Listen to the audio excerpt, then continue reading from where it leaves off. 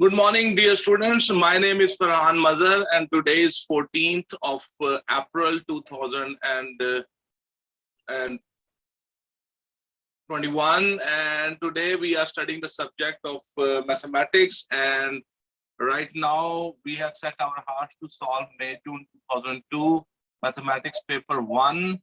It's a very old paper, but I want my students to practice at least 20 years or 18 years of paper for their upcoming Cambridge exam. So let's start our day, our paper. So the paper today we are doing is May-June 2002, and this is paper 1. 2 hours are allowed for this work. Okay, so let's start. The first question coming on your screen. You can see the first question, which is showing on your screen. He says, calculate the value of 0.1 multiplies 0.06. So if you want to multiply them, very simple. The strategy is very simple. Let me show you my work. I've done this on a paper. So first of all, I will remove the decimals. For example, 0.1, I will remove its decimal. And 0.06, I will remove its decimals. So the numerators will multiply with the numerators and the denominators will multiply with the denominators. You will have 6 by 1000. So then I will adjust the decimal. So the decimal 6 by 1000 means the decimal, which is after the 6, on the right side of the 6, it will go 3 steps to the left. So the final answer will be 0.006. I hope you have understood this. So let's see what's the next part. The next part is that find the decimal number exactly halfway between 1.01 and 1.02. For this, you have to add these two numbers and then divide it with 2. I have done this. Let me show you my work. And you can see 1.01 plus 1.02 divided by 2 equals to 2.03 divided by 2 equals to 1.015. So this is your answer. Very simple question. And let's move to the next part. The next part, question number 2. The next part is question number 2. Give the answer as simply as possible. Calculate 3 by 4 minus 1 by 3. Here we have two fractions and we have to subtract them. So the method is very simple. You make the denominators same. So let me show you. Yeah, here we go. So for question number 2, I will multiply the first fraction, numerator and denominator both with 3. And the second fraction, numerator and denominator both will be multiplied with 4. So we will have 9 by 12 minus 4 by 12. So now the denominators are same. So you can subtract the numerators. 9 minus 4 will be 5. So the final answer will be 5 by 12. So I hope you have understood. So let's move to the next part. And the next part is that 2 by 5 of 15 by 16. 2 by 5 of 15 by 16. Of means multiply. 2 by 5 multiply 15 by 16. So let me show you my work. So 2 by 5 multiply 15 by 16 will be equals to 2 and 15. 16 will be cancelled. And 5 and 15 will be cancelled. So the final answer will be 3 by 8. So hopefully you have understood this. And let's move to the next part. And question number 3 is on your screen. Calculate the value of the 9 raised to power 1 by 2 plus 9 raised to power 0. One thing which you should know, that anything raised to power 0 is 1. 9 raised to power 1 by 2, in the place of 9, you can write 3 square. So then it will become very easy. Let me show you my work. And the next question, this is, okay. So 9 raised to power 1 by 2, in the place of 9, I will put 3 square. So 3 square raised to power 1 by 2, the power of the power multiplies. So that 2 and 1 by 2, they will be cancelled with each other. So you will be left with 3 raised to power 1. 9 raised to power 0 means 1. So 3 plus 1 will be the 4. So hopefully you have understood this question. Very simple. Very simple, simple calculation. The reciprocal of the 2 raised to power minus 3 is 2 raised to power n. So this word is very important. It says reciprocal of 2 raised to power minus 3 is 2 raised to power n. Write down the value of the n. So let me show you. So I will take the reciprocal of 2 raised to power minus 3. Reciprocal means it will become 1 by 2 raised to power minus 3 equals 2 raised to power n. So I will take this 2 raised to power minus 3 upstairs and it will become positive and the exponent will become positive. So 2 raised to power 3 is equal to 2 raised to power n. They both are equal. The base is same. So the powers are also supposed to be the same. So by comparison, I can say n is equals to 3. So the value of the n is 3. So hopefully you have understood. So let's move to the next part. Question number 3A and B, both part are done. So let's move to the next part. He says, calculate the value of 16 minus 8 divided by 2. Remember, first of all, you have to do the division and then we will do the subtraction process. So let me show you my work and here we go. So 16 minus 8 divided by 2. First of all, 8 divided by 2 is supposed to be done. So 16 minus 8 by 2 equals to 16 minus 4 equals to 12. 16 minus 4 will be 12. So hopefully you have understood this. And the next question is on your, it says express 0.0032 in the standard form.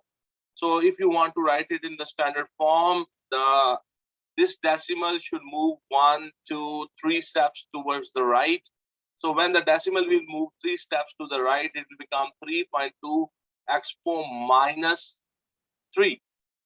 So you can see this is my work, 3.2 expo minus 3. The decimal has moved 3 steps to the right.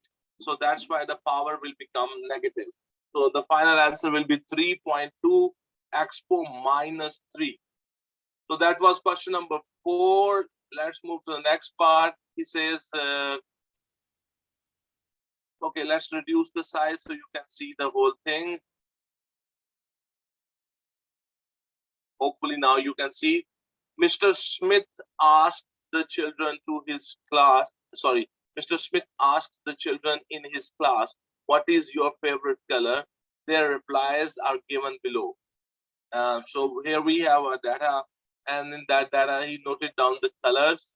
By making tally mark or otherwise obtain the frequency distribution of the colors.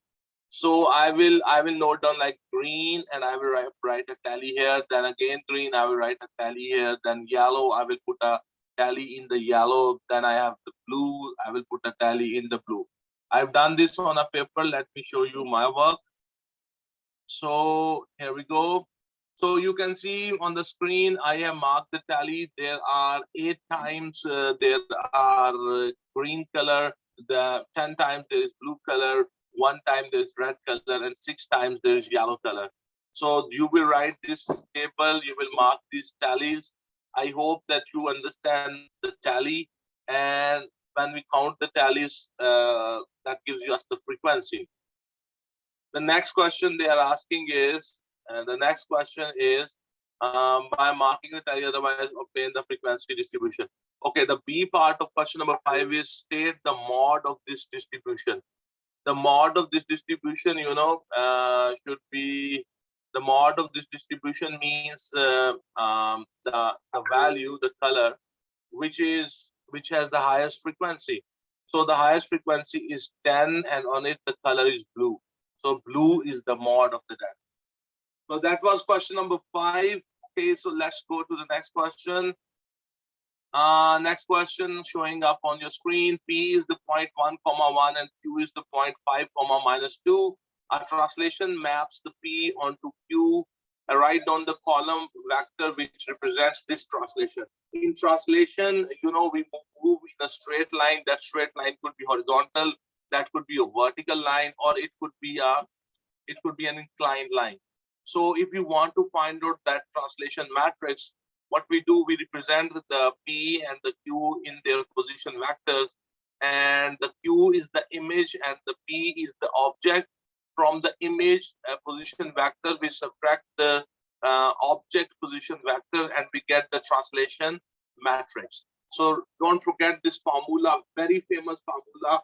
Translation matrix is equals to image position vector minus object's position vector. I've done this A part, and let me show you the formula.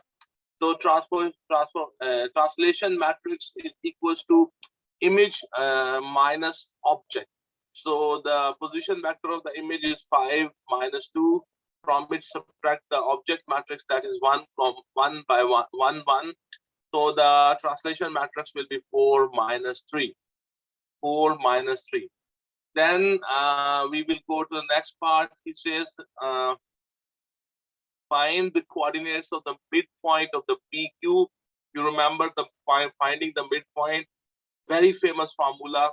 If you know the coordinates of the extreme points, you can easily find out the formula for the midpoint. The formula is x2 plus x1 by 2, comma y2 plus y1 by 2. So simply apply that formula, and the p coordinates that they are x1 y1, and the q coordinates they are x2 y2. So you have to only enter the values in that formula and you will get the right answer. So on your screen, question number 6b part is showing the formula is x2 plus x1 by 2, comma y2 plus y1 by 2. So 5 plus 1 divided by 2, and the other one will be minus 2 plus 1 by 2. So 5 plus 1 will be 6, 6 divided by 2 will be 3, minus 2 plus 1 will be minus 1. So the final answer is minus 1 by 2.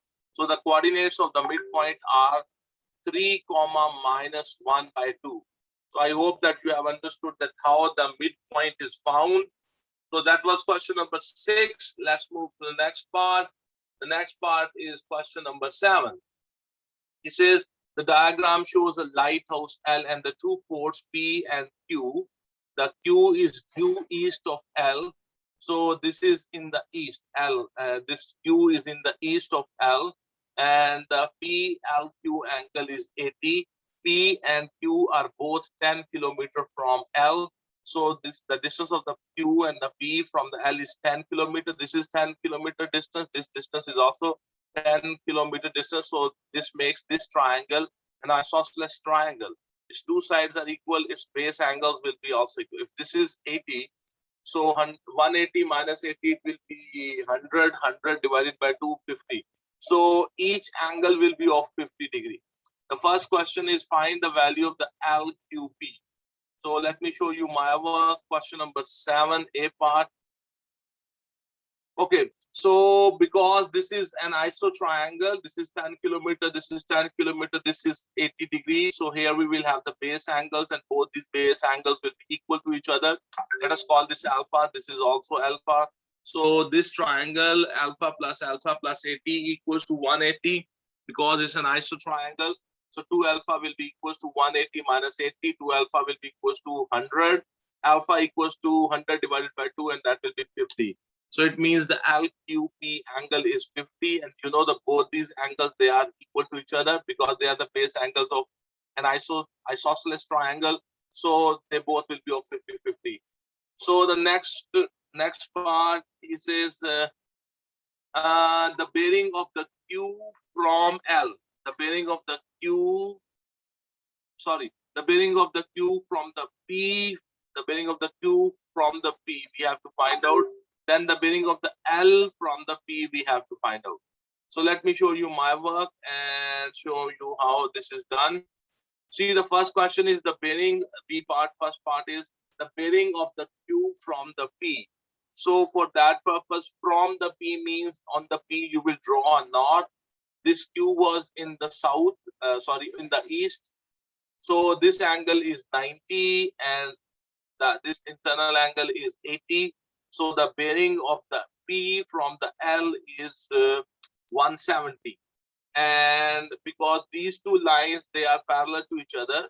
So this angle and this angle here, they are, we call them allied angles.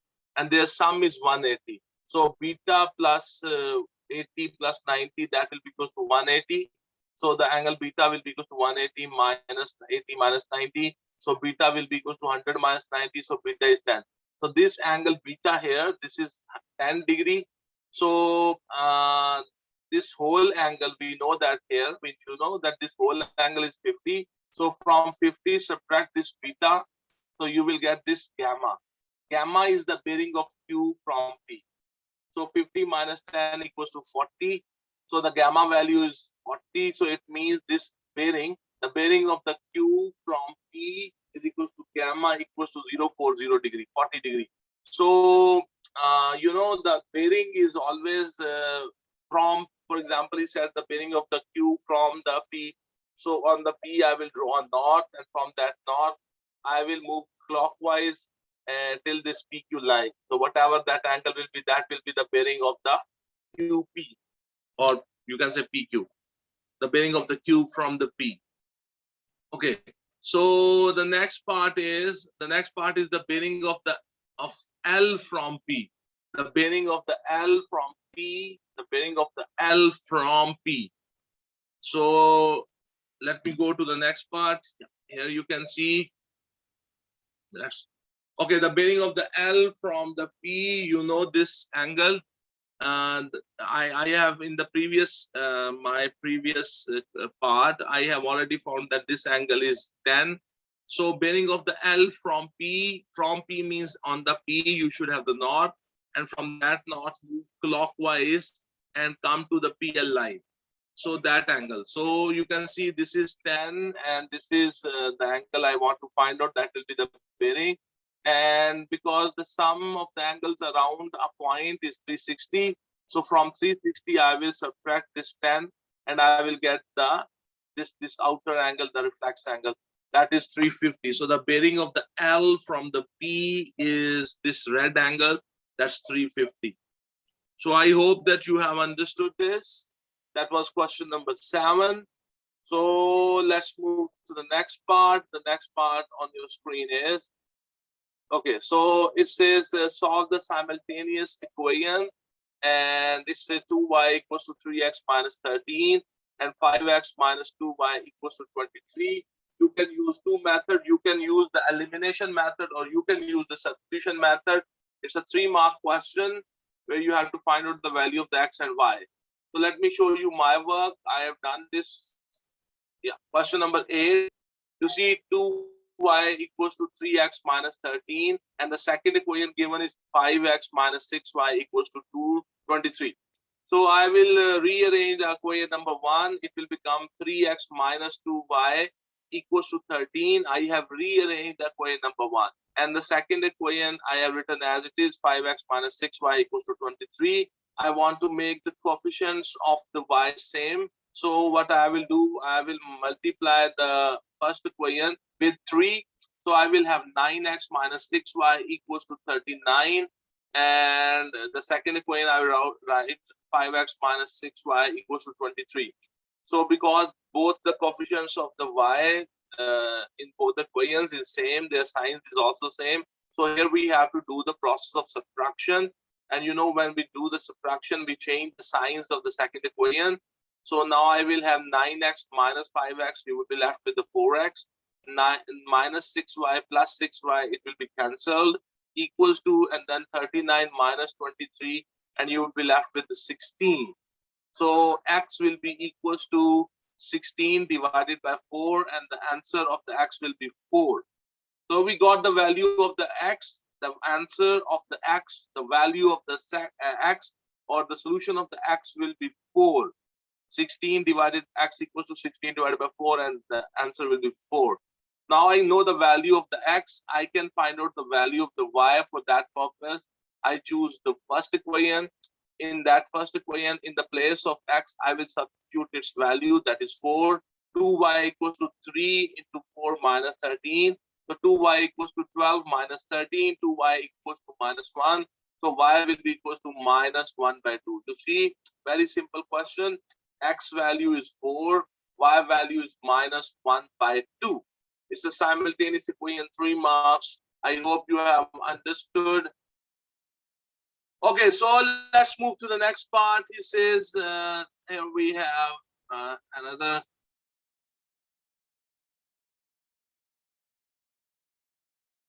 Reduce the size a little bit. So question comes. Okay, He says there are 50 people on a tour one day, 26 people went on the morning cruise, and 29 to the evening barbecue. Using Venn diagrams or otherwise, answer the following questions. It was thought that 4 people went to both events and 1 person to either explain why this is not possible. So why this is not possible, I have written this on a paper. So let me show you my work, and then we will see what we have. Okay. So in the A part, he said, you see, I have filled the Venn diagram. He said 4 people went both to the cruise and the barbecue. So where the C and B sets overlap or circles overlap, there I put the 4. He said 1 person went to nowhere, so I write 1 outside of these. And we know that the cruise is total people went 26. That is what the given data. So 4 are already in that circle. So I will here have only 22. So 22 plus 4, 26. He said 29 people went for the barbecue. So 4 people are already written in that circle. And so here I will write 29 minus 4, 25. So now if you add them, 22 plus 4 plus 25 plus 1, the answer is 52. You see, he's told us that the total people there are only 50. The total people there on that place was only 50. So, but when I do this thing, the A part, the total people come out to be 52. So, which is not possible. The total people are 50. So the situation he is telling us is not possible. The reason is the total people are 50 and our total is coming out to be 52. So that is not a good thing. So that was the A part. The next part is find the least number and the greatest number of people who could have gone to both events. Least number of people and the least number and the greatest number of people. Okay. So both events. Okay. So here, I have shown it. This is the B, question number 9, B part. You see, I have drawn the Venn diagram, and same way cruise and barbecue. The people who went to both events, suppose that is X. So in the overlapping, I will write X. The total people on the cruise are 26. So because X is already written, so the only cruise will be 26 minus X. And in the barbecue, there were 29 people. So X is in the overlapping. So the only barbecue people will be 29 minus X. So if you add them, their sum should be equal to 50. So 26 minus X plus 29 minus X equals to 50. Plus X and minus X, they will be cancelled. So you will have minus X equals to 50 minus this 26 plus 29 give you 55. So I will take it to the other side. It will become minus 55. So minus X will be equals to minus 5. Minus will be cancelled. So X is equals to 5. The next question is, what is the least value of the X? This overlapping, the least value will be 5. And what could be the greatest value of the X? That will be 26. Because you see, the value of the X can never be more than 26. If the value of the X will become more than 26, this portion here, that will become negative. So it should not come negative. So the maximum possible value of the X, the people who go to both events, the maximum value can be 26. You cannot take a value of the X more than 26 because then this thing will become negative. So the greatest value of the X is 26 and the least value will be got by the addition, that is 5. So the last part is little difficult to answer, but I hope that you have understood. This was question number 9, B part. Okay, so let's go to the next part. Okay, so on your screen, this is now showing.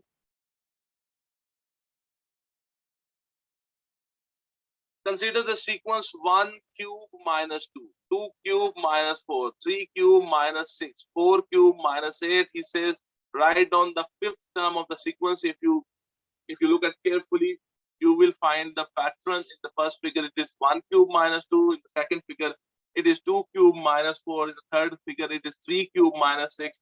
In the fourth figure, it's 4 cube minus 8. So in the fifth figure, it will be 5 cube minus 10. It will be 5 cube minus 12. Then he says, write down in terms of n an expression for the nth term of the sequence.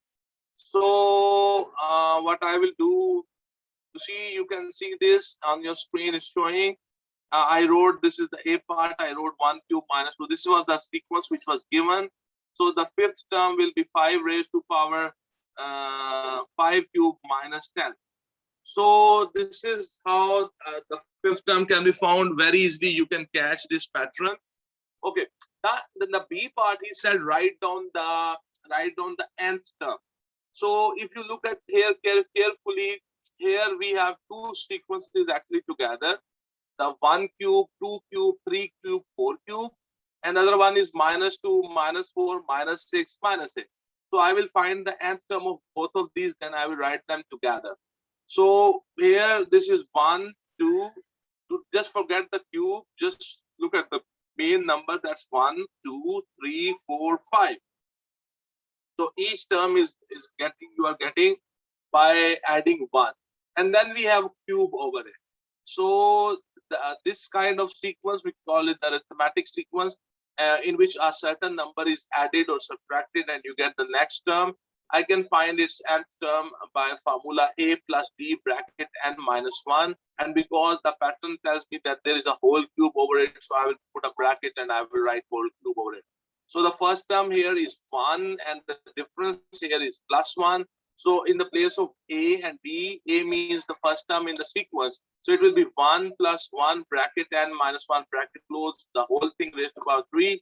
So 1 plus n minus 1 whole raised to power 3. So plus 1 minus 1 will be cancelled. So this will be n raised to power 3. So first portion of the sequence, that is nth term, will be n raised to power 3. The second sequence, the second portion of the sequence was minus 2, minus 4, minus 6, minus 8.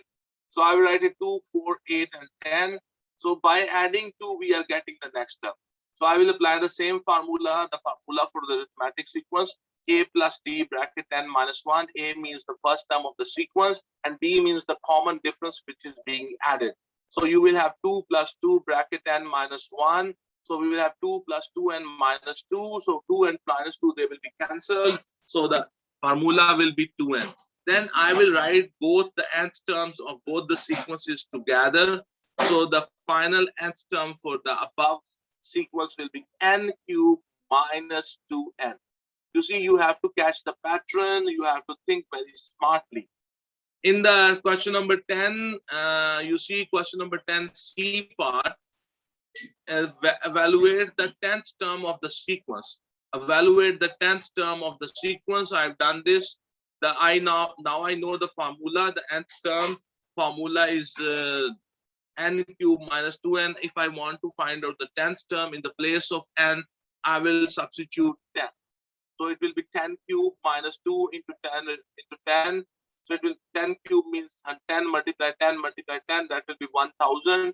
Minus 2 into 10 will be 20. So 1000 minus 20, it will be something like 980. 980. So this is the question, and this is how we do. This is how we do this question. So have a good look on this question and try to understand. Okay, so let's move to the next part, and we are done with the question number 10.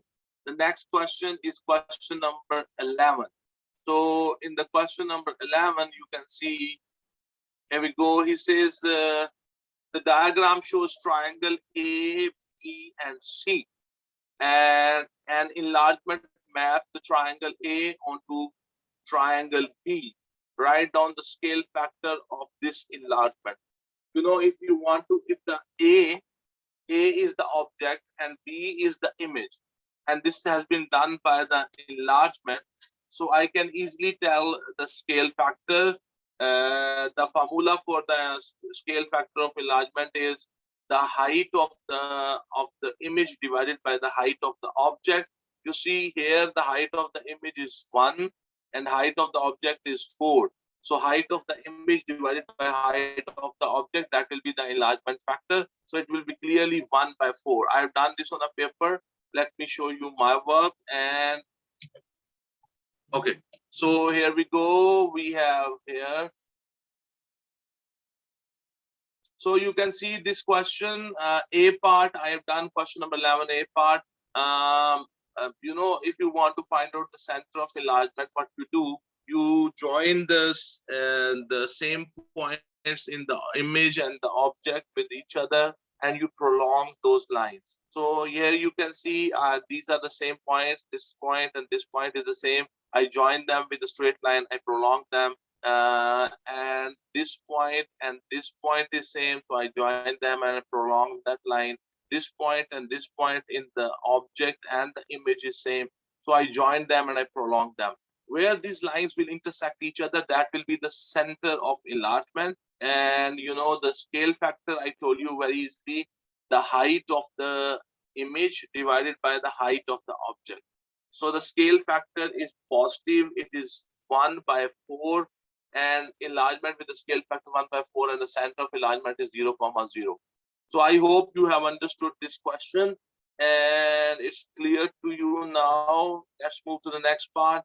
He says, describe completely the single transformation which will map triangle A onto triangle C. So this triangle A has been mapped onto triangle C, and we have to describe that transformation. So let me show you my work, and let me reduce this size so you can see the whole question. So I have done this on a paper. Let me show you my work. Okay. So you can see that here, let me increase the size so you can see this. Okay. So if you look at this diagram carefully, it clearly shows that it is a stretch. And in the stretch, if you want to find out the invariant line, the methodology is very simple. The lines, the sides which are same, you prolong them. You prolong them. For example, in the object, if this is the side and the same side in the image is this one, so I will prolong both of them. They will intersect somewhere. For example, this is the side in the object and the same side in the image is this one. So I will prolong them both. So where they intersect, you join those dots. Where these two intersected, where these two intersect, you join those dots.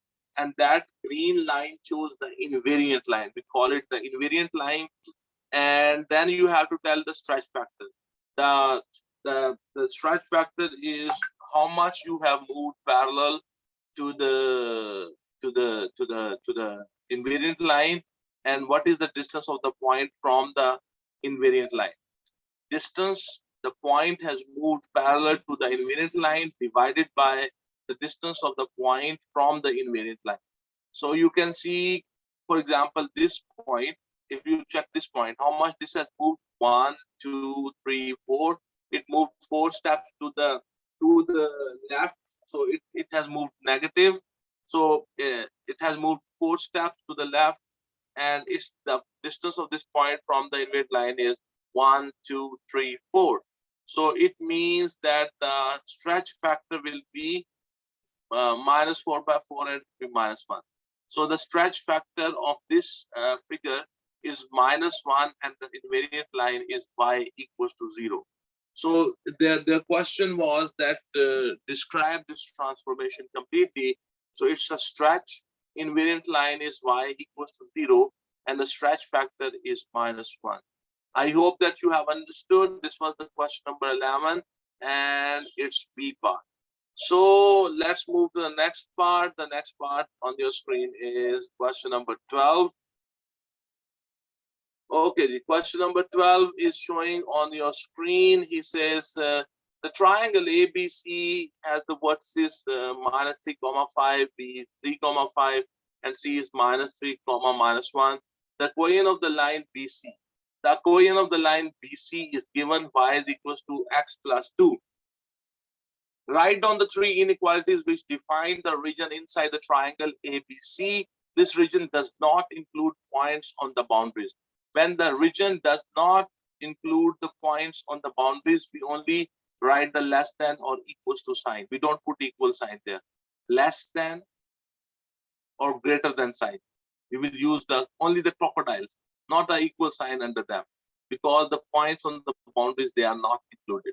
Okay, so if you look at carefully, the triangle is this one. And I know the equation of this line BC because the triangle is above this line. So when I will write the inequality, the crocodile's mouth will be towards Y. So because this triangle is above, the area is above this line BC. That's why when I will write the inequality, in the place of equals to, I will write a crocodile sign, and that crocodile sign will be opening towards Y because the area is above that line. Okay, so this AB, that is a horizontal line, and the equation of the horizontal line is very simple. It is always Y equals to constant. If you look at the A and B carefully, their Y is constant. That's 5. So the equation of the AB will be Y equals to 5. This triangle is below this line, so the crocodile's back will be towards Y. So I will write Y less than 5. If you look at this line carefully, it's an AC in the line. The name of the line is AC. It's a vertical line, and you know, in the vertical line, the equation is very simple. The equation is x equals to constant. If you look at the coordinates of A and C, you will find their x is not changing. Both of them, the x value is -3. So the equation of the AC, which is a vertical line, will be x equals to -3. You see, the area of this triangle or this region is to the right side of the vertical line. That's why when I will write the inequality, I will say x is greater than -3. I have written this on a paper. Let me show you my work, and then we will see. So question number 12, A, B, C, the coordinates were given. AB line, the Y equal to 5, but when I will write the inequality, I will write Y is less than 5 because the triangle is below that AB line. So then by mistake, I wrote here AB. This is not the word AB, this is AC. By mistake, I wrote here AB. It is AC. AC. AC equation is Y equals to -5. Let me check. I by mistake I have said -5. It is not -5 actually. It is -3. So yeah, it's -3. So let's make some changes. Let me change it because this will remain a problem. Let me copy from here. We take it to the paint. It will take just a minute. Just give me a minute and you will see how I do it. Let me paint here. So this word here, this is AC. Here we have to write AC. This is AC, and this is here you have to write x is equals to not -5, it's -3.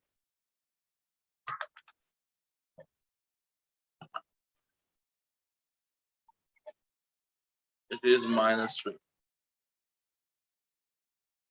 So okay, so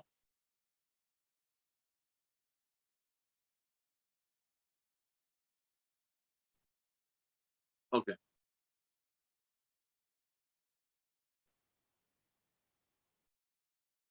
I thought it's a better idea to just okay. Okay, now you can see by mistake I just wrote here AC. This is AC line, and it's a vertical line, and its equation is x equals to -3. The triangular area is to the right of this line, so that's why the crocodile mouth will be towards x greater than -5. And the BC line was simple, y equals to x plus 2. So because the area of the triangle is above this line, so the crocodile's mouth will be towards y. So I will write y is greater than x plus 2. So this is how this inequality question is done. So I hope you have understood. So let's move to the next part. The next part is question number 13. Let's increase the size here. Okay. So question number 13 is showing up on your screen. It is given that f of x is equals to m plus nx, where m and n are constants. Given also that f of 0 is equals to 1 and f of 4 is equals to 21. Find the value of the m and n, and then he says find the f inverse of 21. So there are three parts, and he wants you one mark for each part. So f of 0 is equals to 1, f of 4 is equals to 21, and the f inverse of 21 we have to find out. So let me show you my work. I've done this on a paper. So here, see, the formula is given f of x is equals to m plus nx. So given that f of 0 is equals to 1, that this is what he gave us, that f of 0 is equals to 1. So f of 0, I will m plus n bracket 0 bracket close equals to 1. So m plus n multiply 0, it will be 0. So m will be equals to 1. So you see we got the value of the m. Now he said f of 4 is equals to 21. F of 4 is equals to 21. It means that in that formula, in the place of x, I will substitute 4. So we will have m plus n bracket 4 equals to 21. So we will have the value of the m we already know is 1. So I will have 1 plus 4n equals to 21. This one will go to the other side. It will subtract. So 4n is equals to 21 minus 1. So 4n is equals to 20. N is equals to 20 by 4. So n is equals to 5. So the value of the n is 5. Now I know the value of the m. I know the value of the n. M is 1, n is 5. So the formula will become f of x is equals to 1 plus 5x. The formula will become f of x, the function will become 1 plus 5x. So now I want to find out f inverse of 21. So first of all, I need to find out the inverse itself. So f of x is equals to y. That is the standard procedure. I write f of x equals to y. And when this f will go on the other side, x is equals to f inverse of y.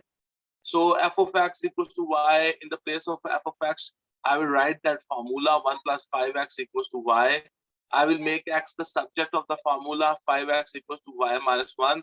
X is equals to y minus 1 divided by 5. So in the place of x, from here I can write f inverse y.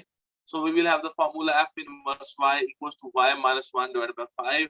Then I will substitute, I will change the variable on both the sides. So we will have f inverse of x equals to x minus 1 divided by 5. So the question was f inverse of 21. In this inverse formula, in the place of x, I will put 21.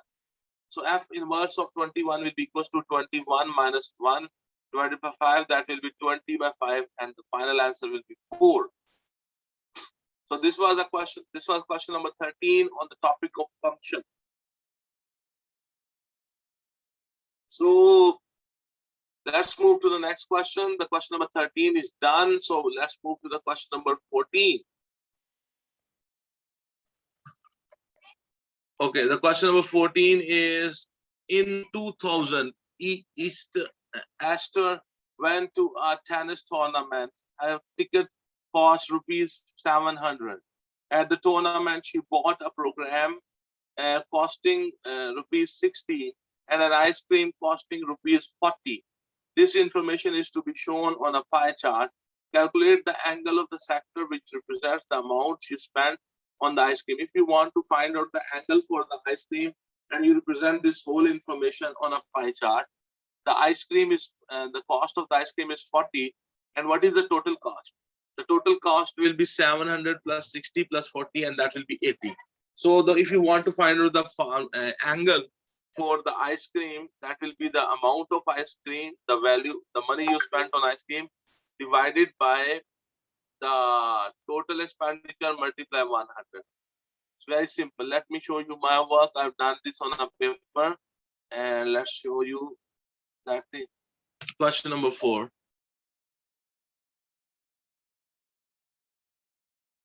So question number 4, you see the ticket is 700 rupees, the program is 60 rupees, and the ice cream is 40 rupees. So the total expenditure is 700 plus 60 plus 40, and that's 800. And then their question is percentage. So the question is, what is the angle for the ice cream if I will represent this whole thing on a pie chart? The value of the ice cream is 40 and the total expenditure is 800. So 40 divided by 800 multiplied 360, and the final answer will be 18 degree. So the ice cream on the pie chart, the angle for the ice cream will be 18 degree. Okay, question number 14B part. His question is, let me check what's the question. In 2001, the cost of the ticket was rupees 735. Calculate the percentage increase in the cost of the ticket. You see, in 2000 the ticket was 700, and in the 2001 the ticket is 735. So the change in the value is 35. So the formula for the percentage increase is the value divided by the old value multiply 100. Value divided by the old value multiply 100, that will give me the percentage increase. I have done this on a paper. Let me show you my work.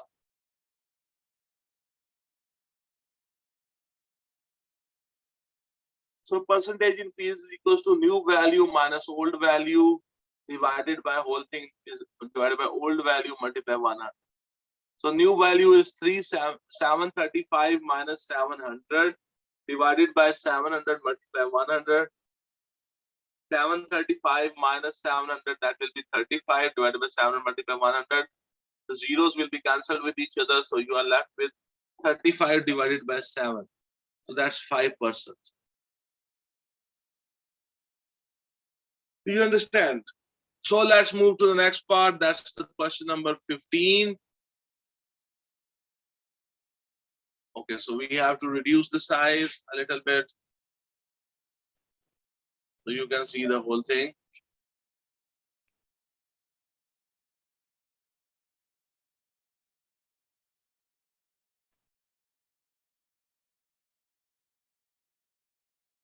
Okay. The diagram in the answer space TC, TD, and AB are straight lines. Construct the locus. Let me show. Okay. He says that in the diagram in the answer space TC, TD, and AB are straight lines. The question is, construct the locus of the points which are equidistant from TC and the TD. Which are equidistant from TC and TD. Construct the locus of the points which are equidistant from A and B. The two loci meet at the P. AB is a chord of a circle center P. Draw the circle. Okay. So first of all, construct the locus of the points which are equidistant from TC and TD. You see, if you are supposed to remain equidistant from two lines, then whatever is the vertex and the angle formed there, if you are equidistant from two lines, we always make angle bisector. And then he says equidistant from A and B, that is perpendicular bisector of the AB line. So we will draw these two lines. Let me show you my work.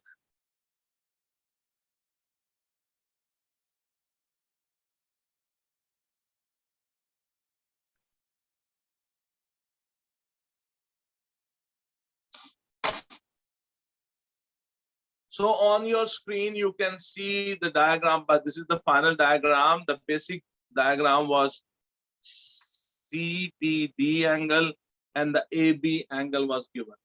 And the AB line was given. The CTB angle was given and the AB's length was given.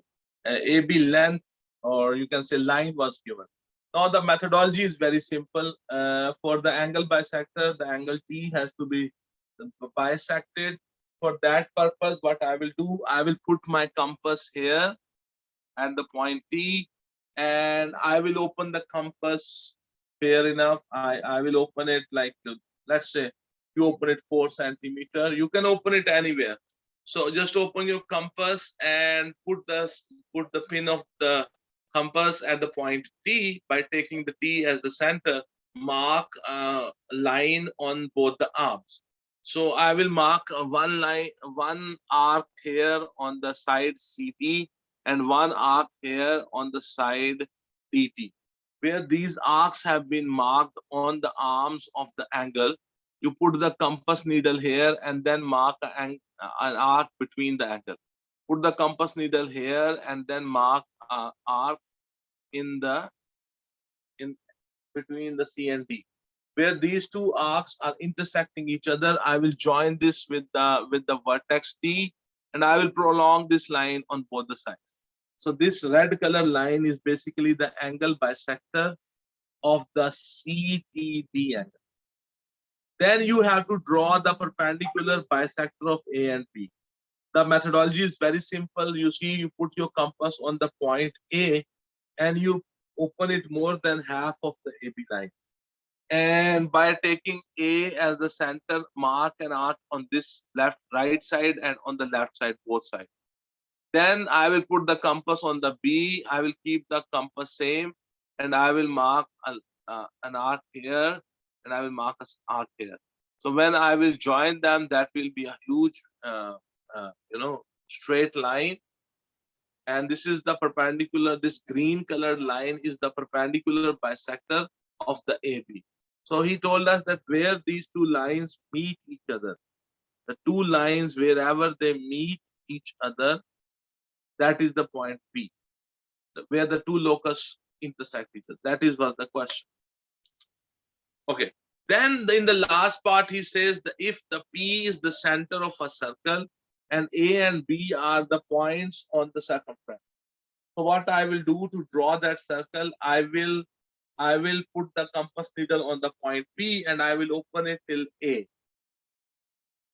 I can put the compass needle on the P and I can check what is the,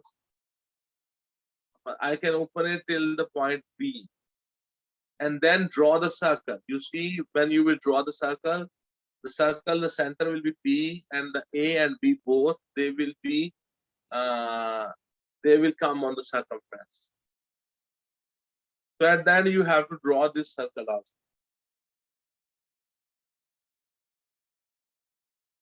So that was question number 15. So let's move to the next part. The next part is, okay. So it's again a little heavy question. So let me give me.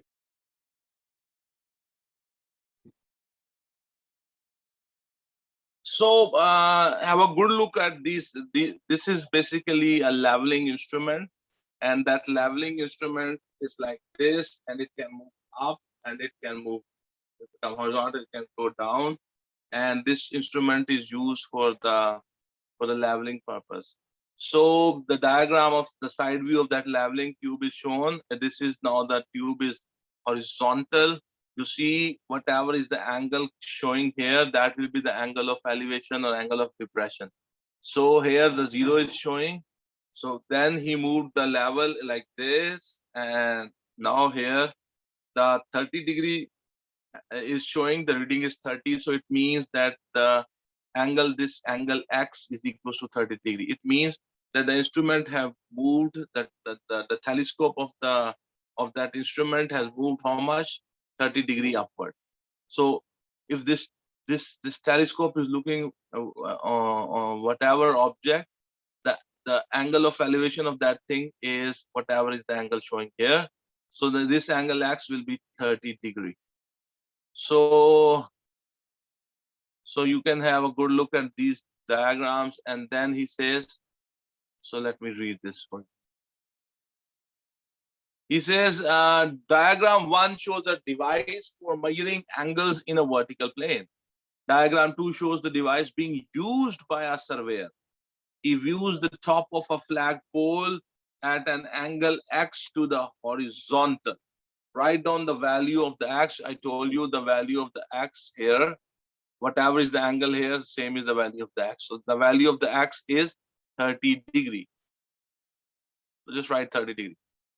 Okay, the next part on your the B part is the surveyor stands on a horizontal ground 50 meters from the vertical flagpole. So the surveyor is standing here and the flagpole is here, and the distance between them is 50 meters. His eye level is 1.8 meter above the ground.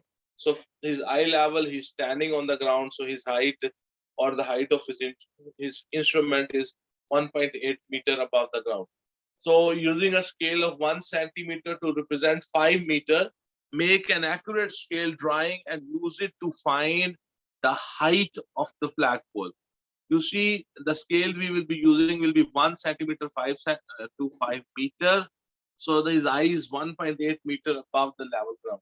So let me show you. We have to draw this diagram. Okay. So very simple. Let me show you my. Okay.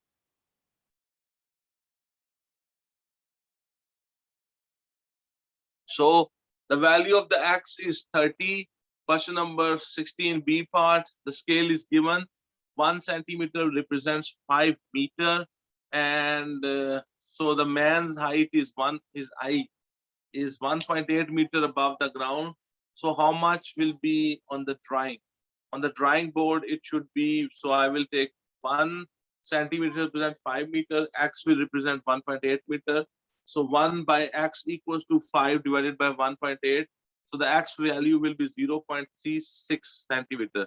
So the eye of the surveyor is 0.36 centimeter higher on the map.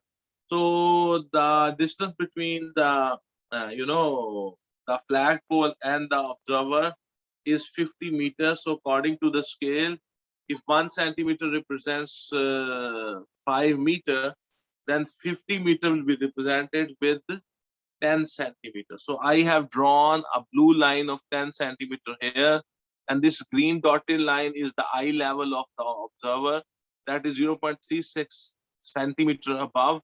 And from here, the angle 30 it makes, and then it sees the flagpole. So you want to find out the height of the flagpole. So the height of the flagpole is 6.2 because we have drawn scale drawing. So with the help of the scale, I have measured the height of the flagpole. It came out to be 6.2 centimeter. So according to the scale, 6.2 multiplied 5, it will be 13.0 meter. So the height of the flagpole is 13.0 meter. 13.0 meter is the answer. Hopefully you have understood.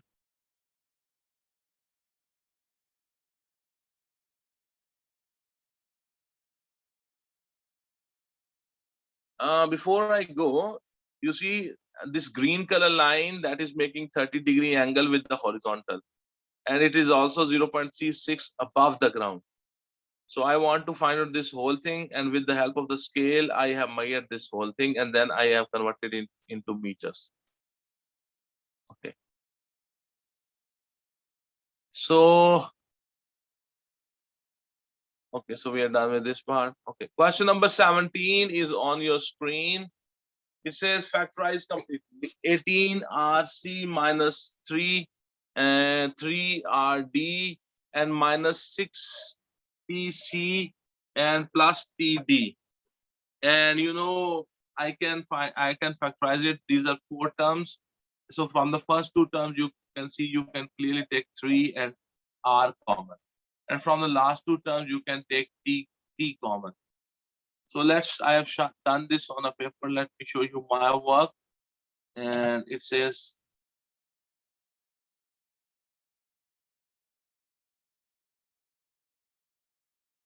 okay. So 18 RC minus 3 RD minus 6 TC plus 3D. So from the first 2 terms, I can take 3 R common. So you'll be left with 6C minus D. Then minus T can be taken as common. So it will become 6C minus D. So 6C minus D will be common, and you will have 3R minus D in the second bracket. So 6C minus D bracket 3R minus D. So this is how you will factorize it.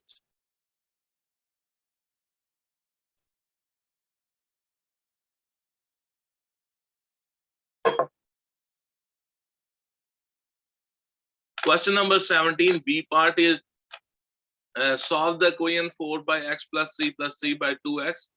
Very simple, just two fractions around equal sign.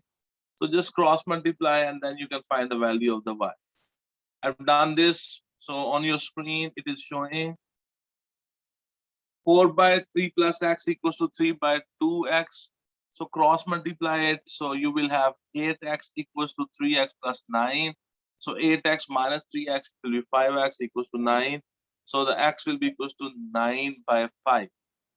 X is equals to 9 by 5. Question number 17, B part. It is done. I hope you have understood. Let's move to the next.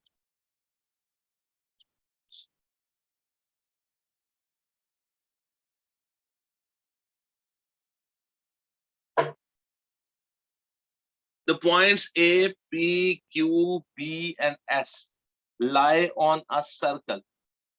AP is produced to D.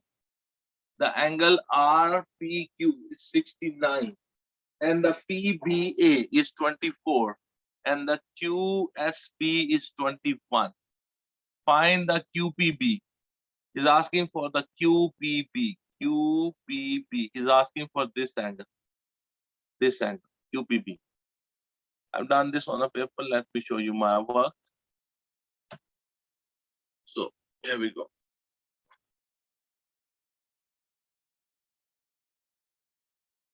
The first question is find out the value of the QPB. He's basically talking about this angle QPB. You can see this QPB angle. The QB is the chord.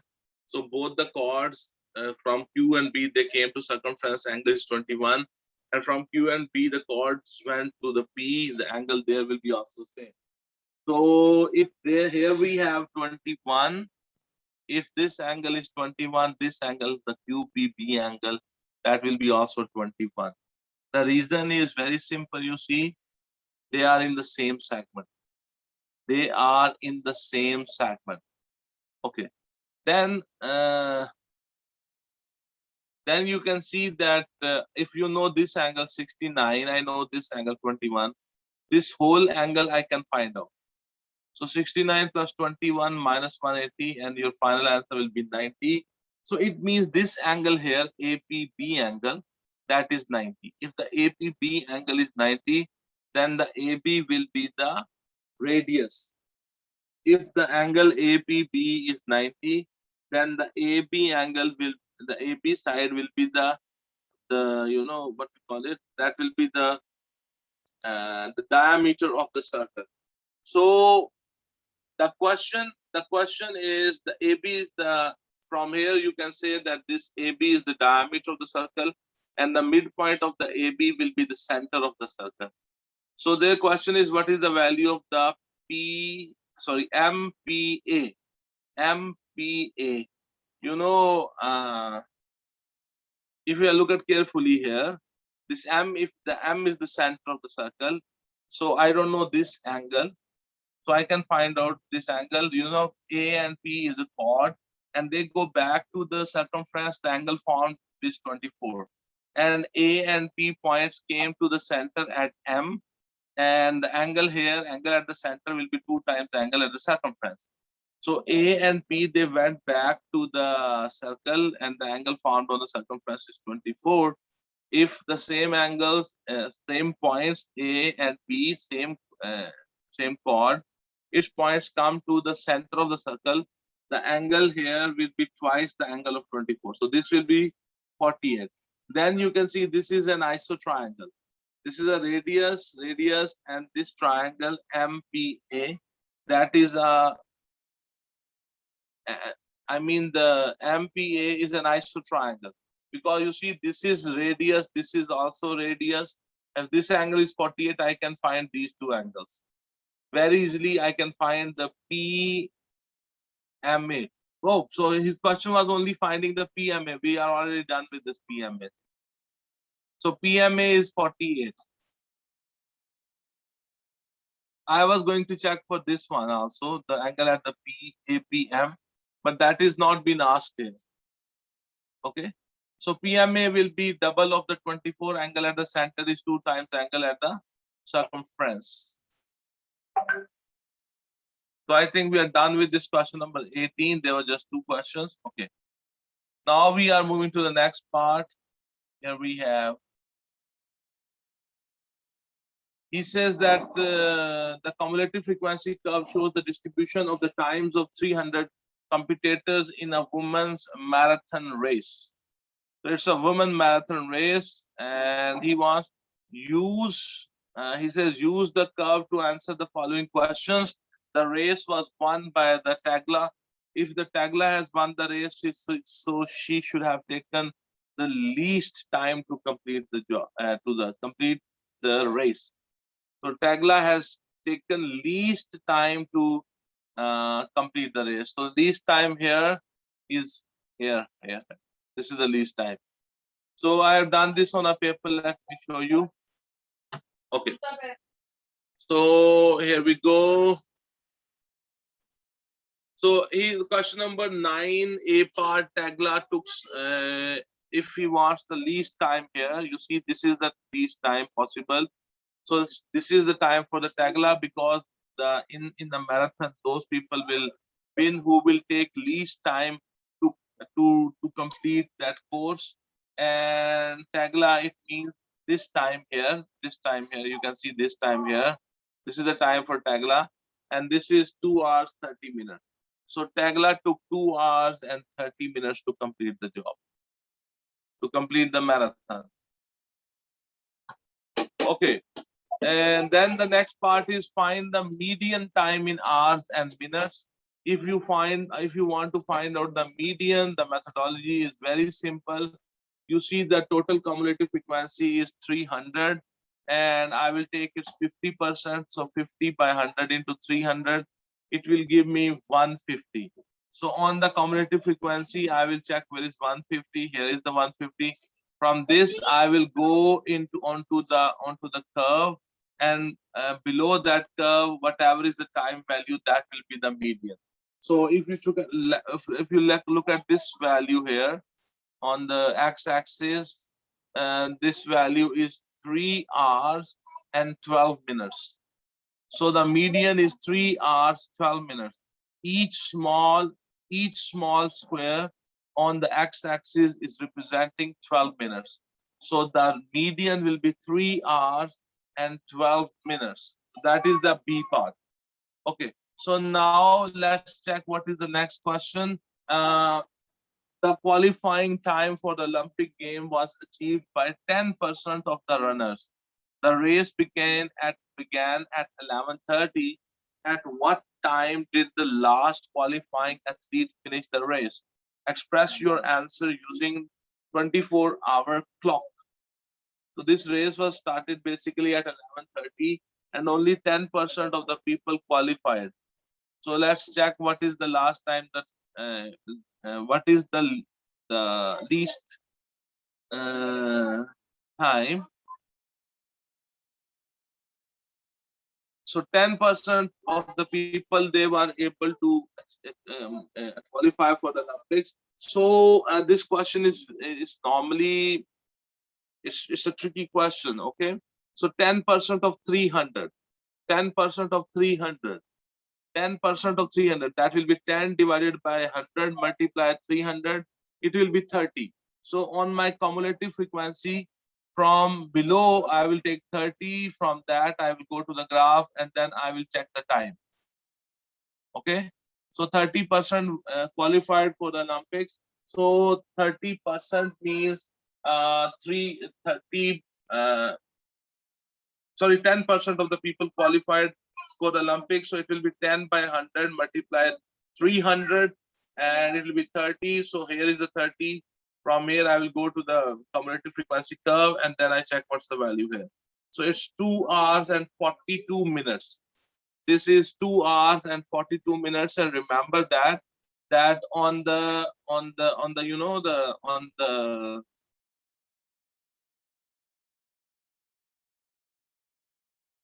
x-axis, each small square is representing 3 minutes. On the small On the x-axis, each small square is representing 3 minutes.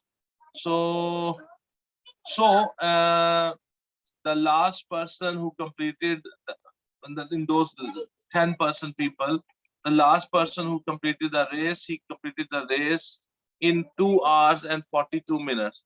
So if it and the race has started at 11:30, if the race has started at 11:30 and the last person has taken 2 hours and 42 minutes, so I will add them up.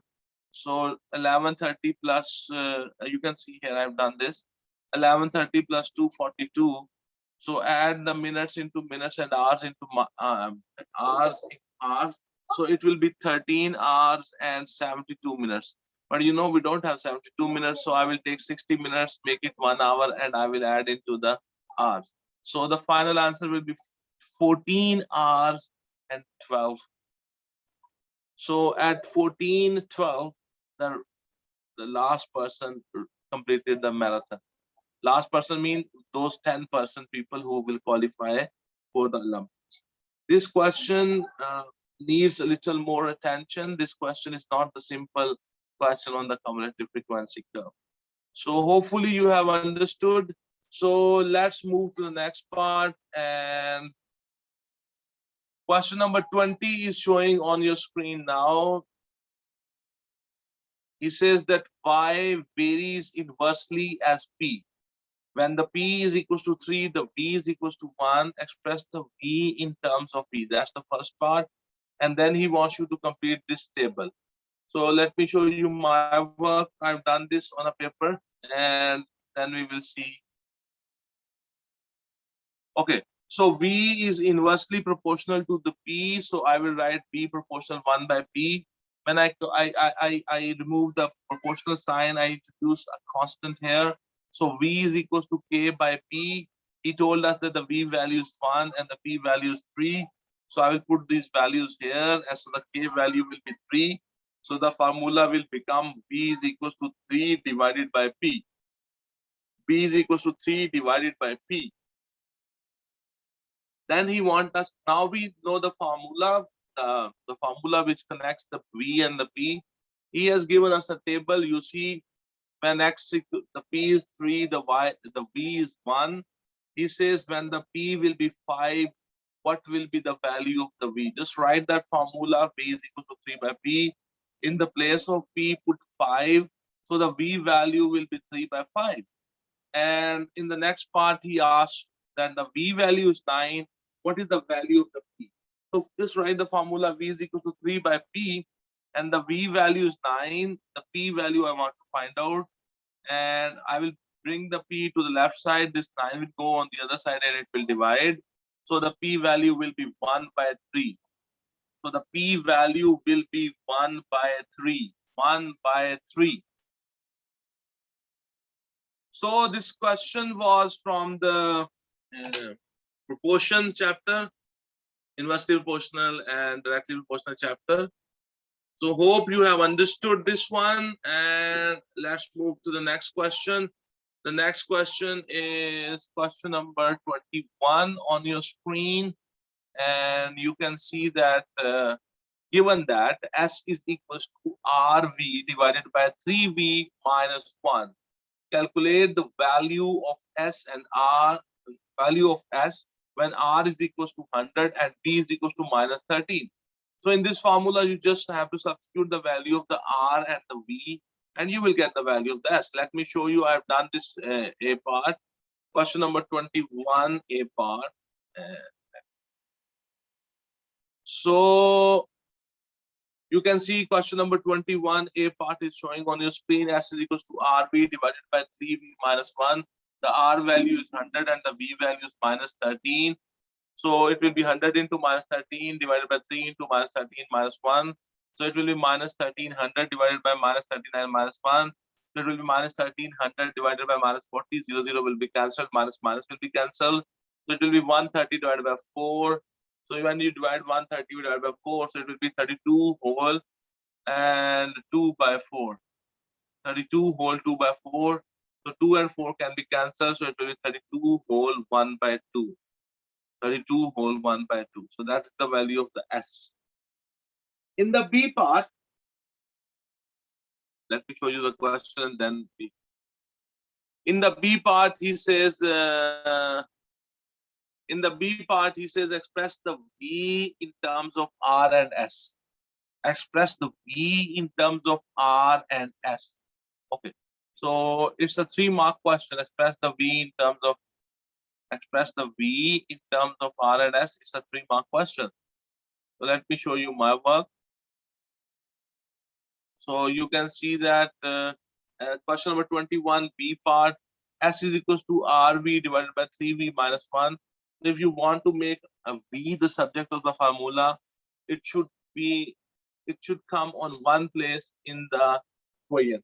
Then it will be the subject of the formula. It should be alone on one side. And S is equals to RV divided by 3V minus 1, cross multiply. So it will be 3SV minus S equals to RV. Take this minus S to the other side, bring the RV to this side. So you will have 3SV minus RV equals to S. So V can be taken as common. So you will have 3S minus R equals to S. So this bracket 3S minus R, this will go on the other side and it will divide there. So we will have V is equals to S divided by 3S minus R. A very simple and straightforward question. You were supposed to make be the subject of the form. So I hope that you have understood this. So this was the question number 21. So now we are going to the next question. The next question on your screen is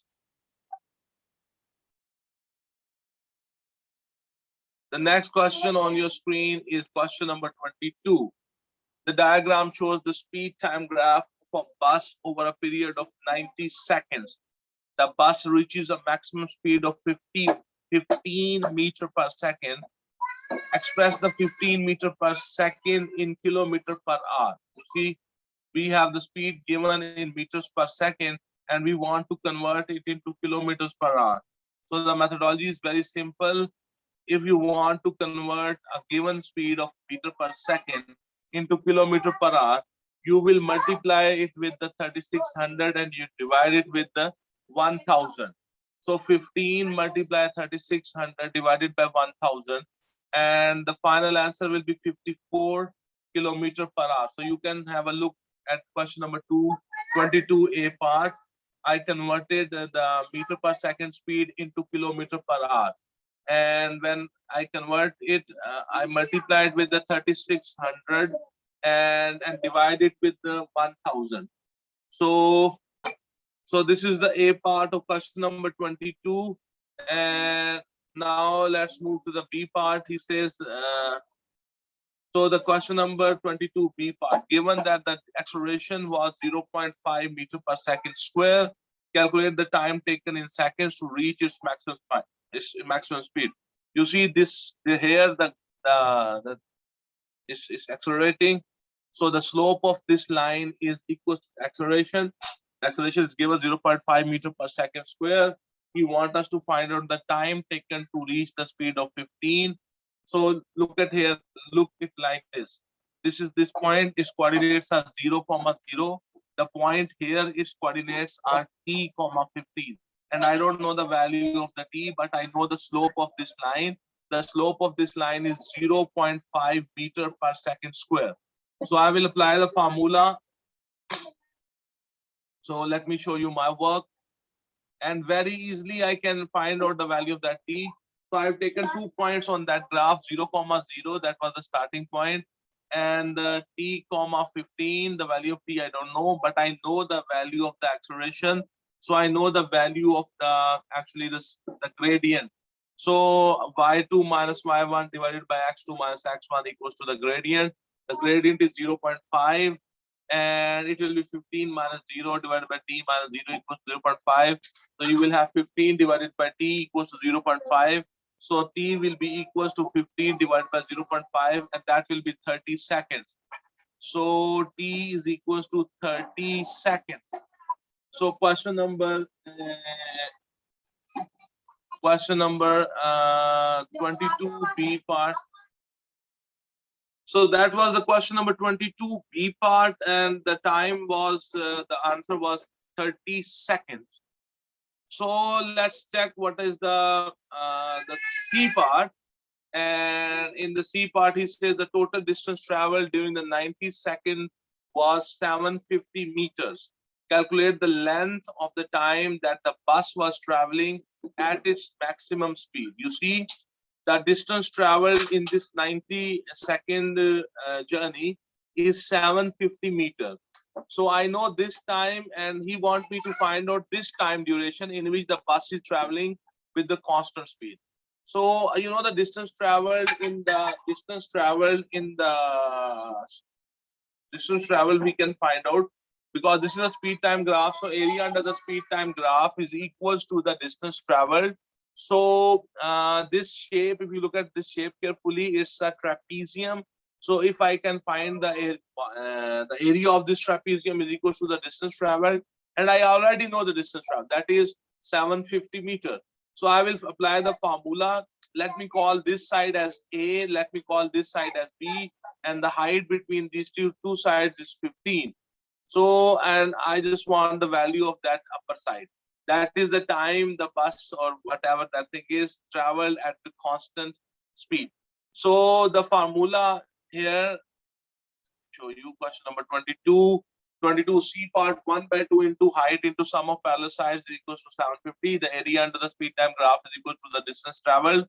So 1 by 2, the height is 15, and the lower side is 90, and the upper side we want to find out equals to 750. So I am representing it with the B. So that 2 and 15 will go on the other side. 750 multiplied 2 divided by 15. So you will have 90 plus B equals to you know that 15. 750 divided by 15, that's 25. That is not 25. Let me check. 15 fives are 75. Yeah, 15 fives are 75, and 0 will remain as it is. So it will be 50 multiplied 2. So I have cut the 750 with a table of 15. So 50 multiplied 2 will be 100. This 90 will come on the other side. It will subtract. So it will be 100 minus 90, 10.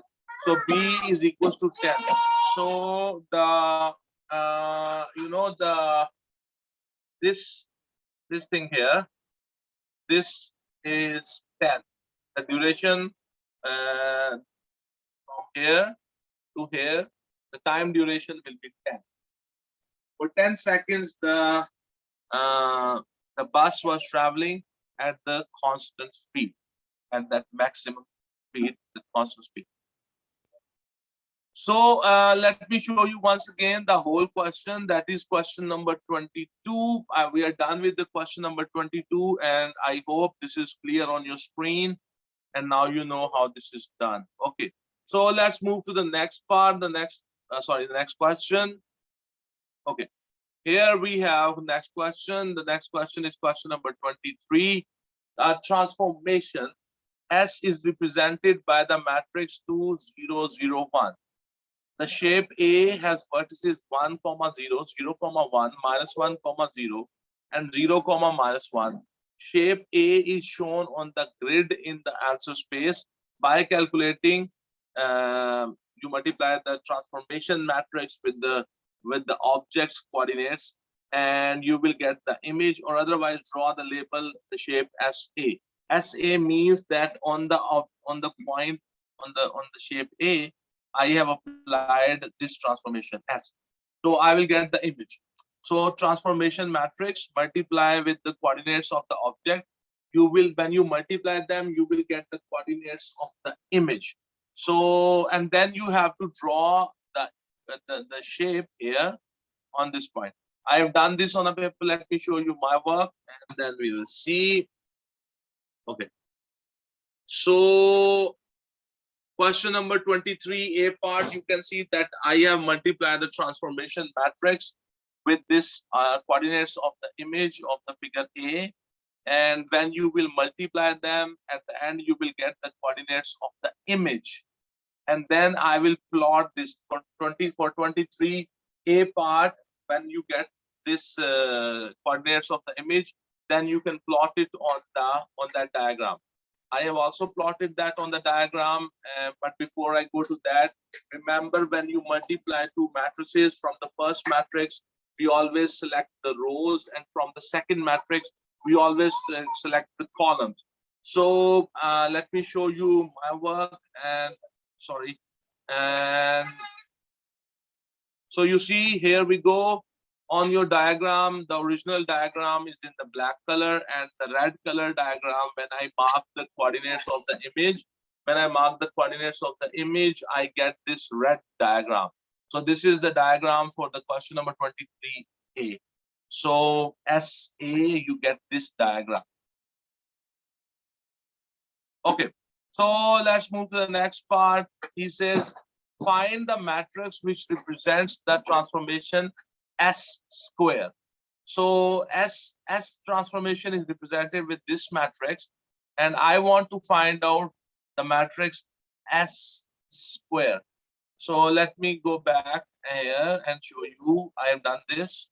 So this is 23B part. If you want to find out the value of the S square, it is S matrix multiplied with the S matrix. So you just multiply them. You can see 2001 multiply 2001. You multiply them from the first matrix. We take the rows, and from the second matrix, we take the columns, and we multiply them. And you do the multiplication. At the end, you will have 4001. So this is how you find the value of the S square. Hope you have understood this. Okay. So let's move to the next part. He says, on the grid below, draw and label S square A. So you have the diagram A. You have to do it S square. So methodology will be simple. Let me show you my work. I've done this. And okay, so this is the way we have to do. Now you have to apply S square to A.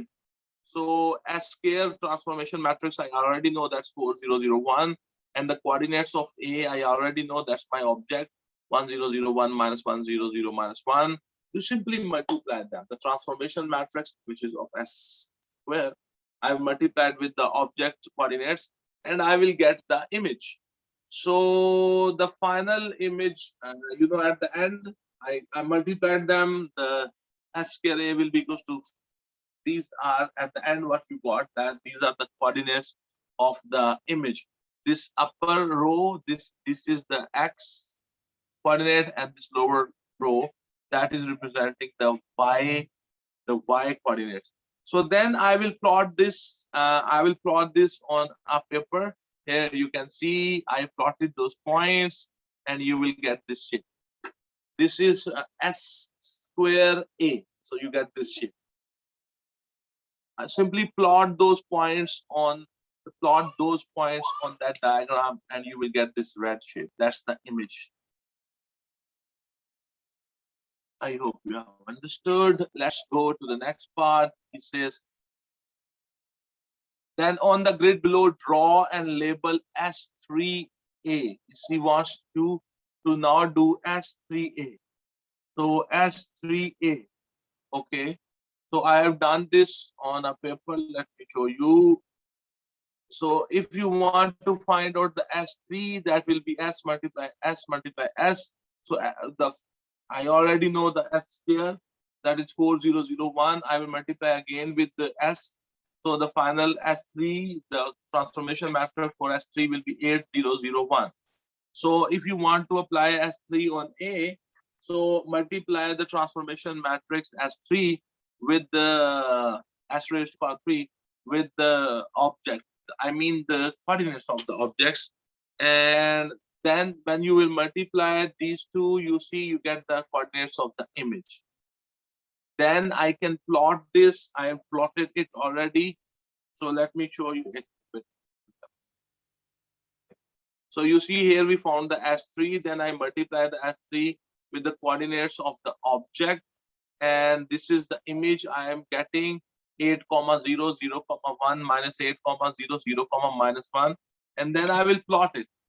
So here you see question number 23D part. I have plotted those coordinates of the image, and I got this red diagram. Hopefully you have understood. Okay, the last, okay, write down the matrix which represents the Sn. So if you by now you might have got the pattern. You see, when it was S cube, it was 8001. When it was S square, it was let me show you S square. Yeah, it was 4001. For S square, it was 4001. For S only, it is simple 2001. So this 0 and 01 that remain throughout the same. This is 2 for S raised power 1. For S raised power 2001 same, but this is 4. And for S3, this is 8001. So then he asked us a question that what will be the S raised to power n? So it will be 2 raised to power n 001. 2 raised to power, because you see in the first it was 2, just 2. So that is 2 raised to power 1. In the second, it was 2, it was the 4, it is 2 raised to power 2. And in the third, it was 8, which is 2 raised to power 3. So in the nth, it will be 2 raised to power n. So it's 2 raised to power n 001. So that's how you do the question number 23E part. Okay, so let's move to the next part.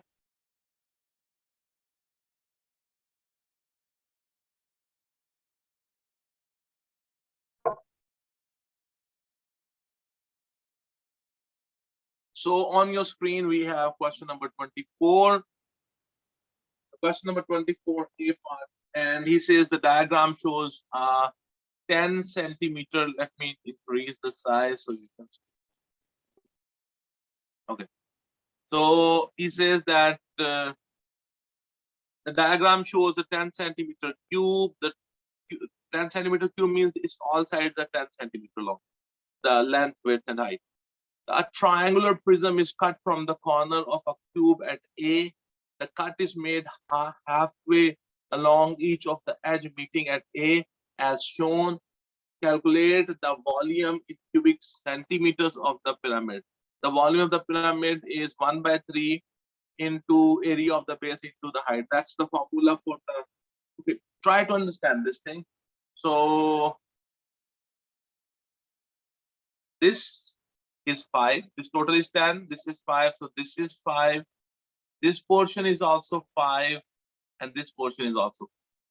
So if this triangle, this on the roof, this triangle is the base. It's a right angle triangle.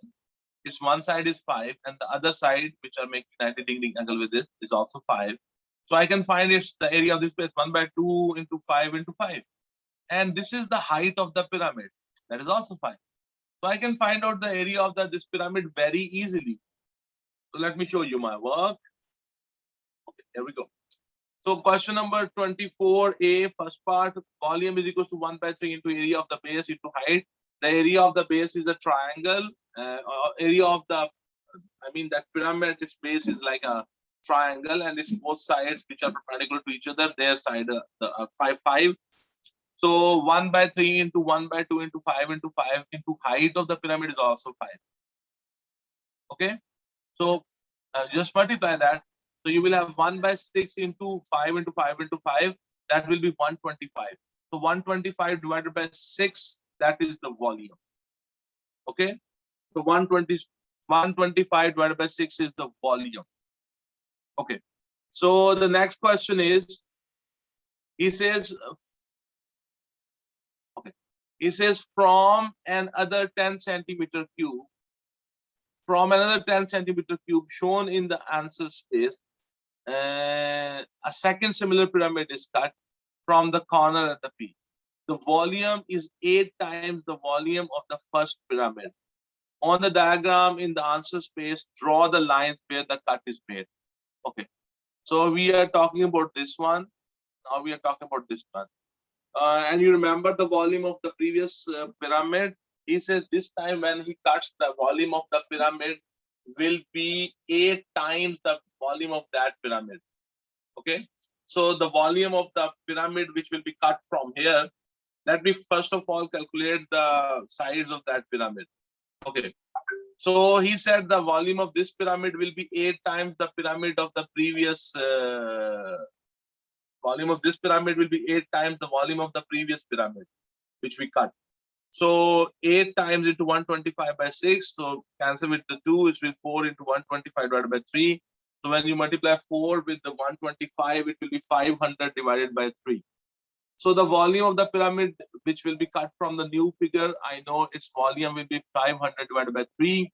Its volume will be the same way. And the length, you know, when I will cut a pyramid from here, so whatever it is, it's like something like this.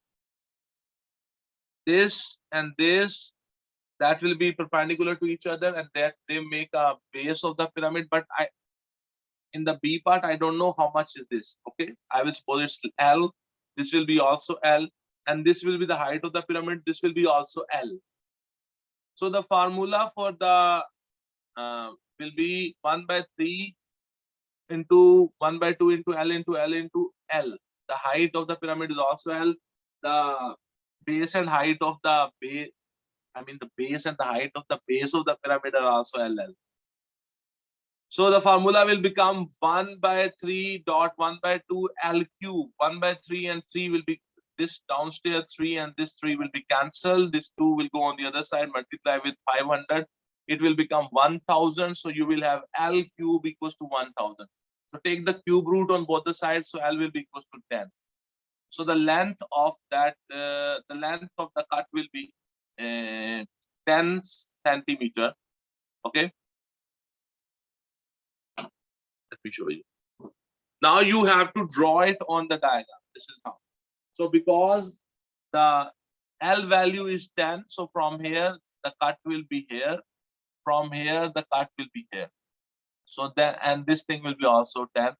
So I will cut it like this. In the A part, the cut was made, the lengths were 500. This is he want to ask. He asked you to draw this. So that was the question number 24, and it's this was the second part. And then we have this question, and this question, it says this is the whole question. I will show you the whole question exactly. Let me complete this.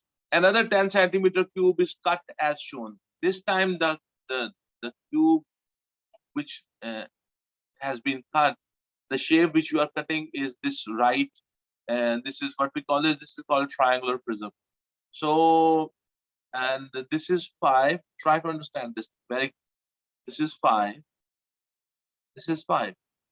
They make 90-degree angle. So this triangle here, that is the base of this prism.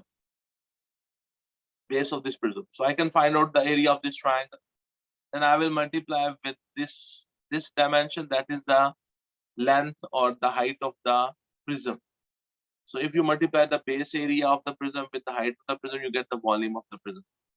So once I know the volume of this portion which is removed, I know the volume of the whole thing, that's 10 into 10 into 10. And from the whole volume, subtract the volume of this prism, you will get the remaining volume of the remaining shape. It says another 10 centimeter cube is cut as shown. A prism containing the corner B and C is removed.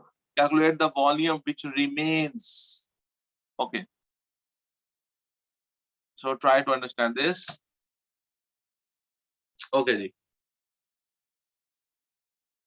So the volume of the whole, that whole cube will be 10 multiplied 10 multiplied 10. That will be 1000. The volume of the cut which you made, is a prism which you will take off, and its area is base area multiply height. The base of that prism is a triangle, a right triangle. Its area is 1 by 2 into 5 into 5, and the height of the prism, the two bases, the distance between the two bases, that's the height of the prism. That is 10 So it will be 1 by 2 into 5 into 5 into 10, and we will get to 125. So the remaining volume will be V1 minus V2 and 1000 minus 125, and it will be 875 centimeter cube. So the remaining volume will be 875 centimeter cube. So I hope that you have understood this question. Let me show you this question as a full question. So in one glance. Okay, so this is the question. Okay, this is that whole question. So this question number 24, that is not that easy, because to actually perceive the 3D idea and how to find out the volume of the pyramids, it's little tough question number 24. So by the end of we reached at the end of this question. So my dear students, today you can see, let me create the size. So my dear students, today in this session, in this lecture, in this sitting, we have done May-June 2002 paper. Today we have done its paper 1. The syllabus we are studying is mathematics syllabus D4024, and today we have done the paper 1 of May-June 2002. So I have tried my best to do my paperwork in the best way in my limited resources, so that I can make these questions and these concepts easier for you. I hope that this will be helpful to you. I'm only working on paper 1. I will be working from 2002 to 2009 in this one, and hopefully they will help you to get good grades in the paper 1. So I think enough for today. So thank you very much, everybody. It was a very good experience during doing this paper. So I hope that this will be helpful to you. So don't forget to subscribe to my channel, and also recommend these videos to your friends. And thank you very much. Have a good day, and God bless you all.